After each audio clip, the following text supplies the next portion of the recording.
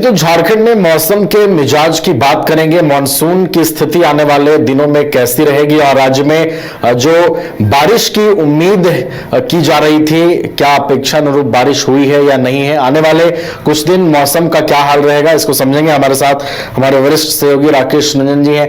रंजन जी, आने वाले कुछ दिनों में मौसम का मिजाज कैसा रहने वाला है? क्योंकि बीते दिनों बारिश को लेकर कई जिलों से अपडेट आई थी कि अपेक्षा अनुरूप बारिश नहीं हो पाई है। आने वाले सप्ताह में क्या मौसम को लेकर स्थिति रहेगी? देखिए, झारखंड में मानसून पूरी तरह से सक्रिय है और ये अगर आप पिछले 1-2 दिनों में देखें तो वो आपको दिखेगा। शनिवार को राज्य के कई हिस्सों में भारी बारिश हुई है, रांची में भी अच्छी बारिश हुई और इसके अलावा अगर आप बात कीजिए तो राज्य के उत्तर पश्चिमी और मध्य भागों में जो है वो जमकर बारिश हुई है।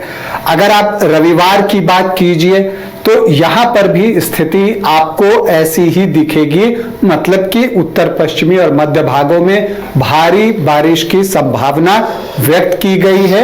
हाँ, लेकिन इसके साथ जो एक अलर्ट रहता है आपको लाइटनिंग को लेकर, वज्रपात को लेकर, वो भी है और साथ ही आपको थंडरिंग की भी बात मौसम विभाग ने कही है और हवा भी 40 से 50 किलोमीटर प्रति घंटे की रफ्तार से बह सकती है। ये रविवार की बात हुई, लेकिन चूंकि वज्रपात की बात जब भी होती है तो वहां पर संभल कर रहना जरूरी होता है और इसीलिए मौसम विभाग ने सभी लोगों से आग्रह किया है, अपील किया है कि वो खुले मैदान में, खुले स्थानों पर जब मौसम खराब हो तो उस वक्त न रहें या पेड़ या पोल के नीचे जो है वो खड़े न रहें। तो ये रविवार की बात हो गई।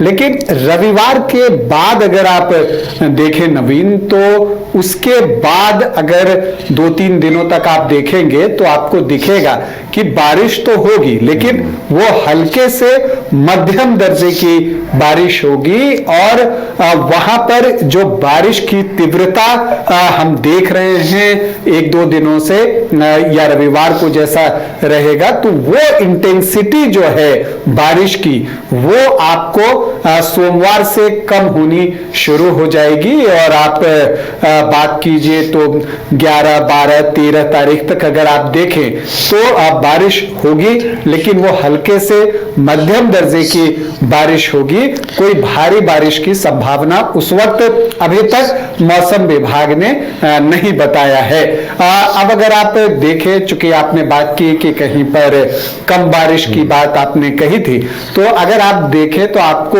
ये दिखेगा कि राज्य में कुछ हिस्से हैं जहां सामान्य से ज्यादा बारिश हुई है। पश्चिमी और पूर्वी सिंहभूम की अगर आप बात कीजिए तो पूर्वी सिंहभूम में 9% और पश्चिमी सिंहभूम में 15% जो है सामान्य से अधिक बारिश हुई है। रांची में सामान्य से कम बारिश है, लेकिन वो 8% कम है, तो इसको भी आप सामान्य की कैटेगरी में रखते हैं। लेकिन वो कहते हैं ना कि कहीं पर अतिवृष्टि अगर आपको देखने को मिलती है तो कहीं पर बारिश कम हुई है या नहीं के बराबर हुई है। और इसमें अगर आप सबसे बात करें तो गढ़वा की चर्चा जो है वो महत्वपूर्ण है। यहां पर 56% सामान्य से कम बारिश हुई है गढ़वा में और पलामू में 53%। तो आप देख लीजिए कि जो पलामू गढ़वा का इलाका है वहां ऑलमोस्ट सूखे की स्थिति आ सकती है और यहां पर सरकार को ध्यान रखना होगा। अब आप देवघर में चले जाइए, वहां पर सामान्य से 48% कम बारिश हुई है। कोडरमा में सामान्य से 43% कम बारिश हुई है। गिरिडीह में सामान्य से 42% जो है वो कम बारिश हुई है।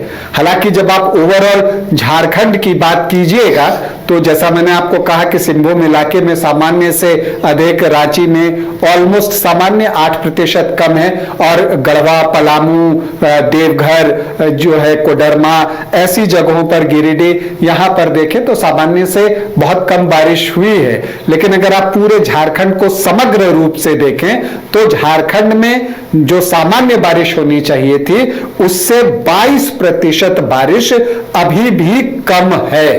तो ये एक चीज दिखती है।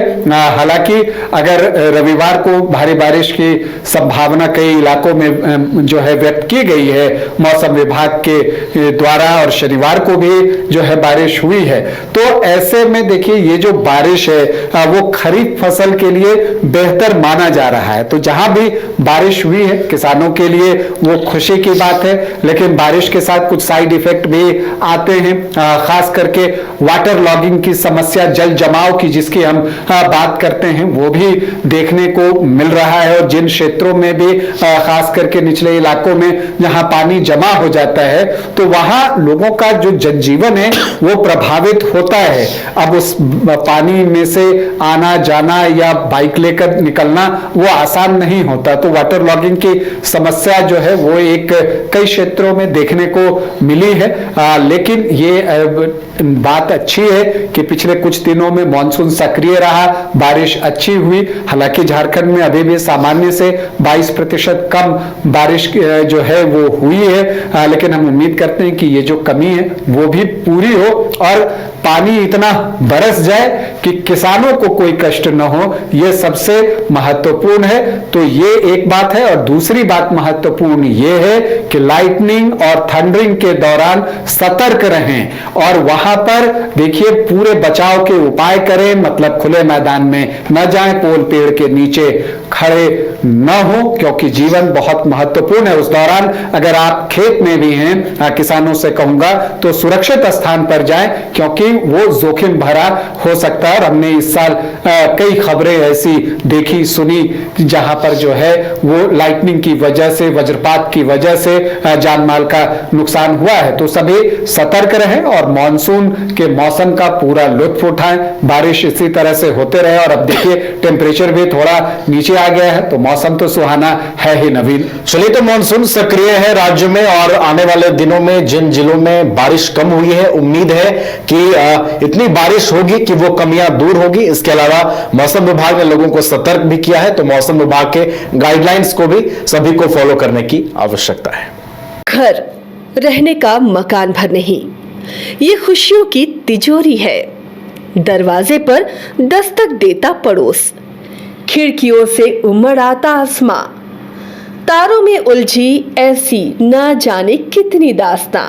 कहती हैं चले डायमंड सिटी, एक सफर हम सफर के साथ अपने घर तक।